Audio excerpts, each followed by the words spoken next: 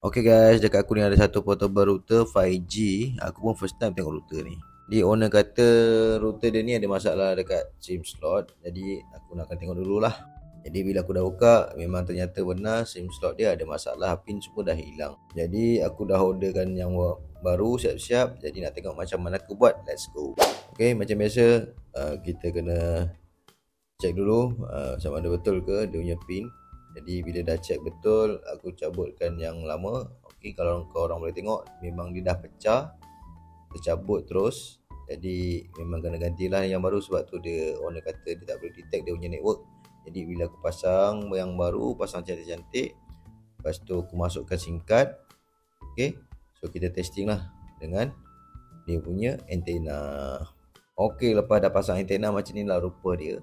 Okey, korang boleh tengok rupa pun dah ala-ala macam jammer. Okey, jadi dekat tempat aku ni internet pakai SIM card ni agak perlahan, agak slow.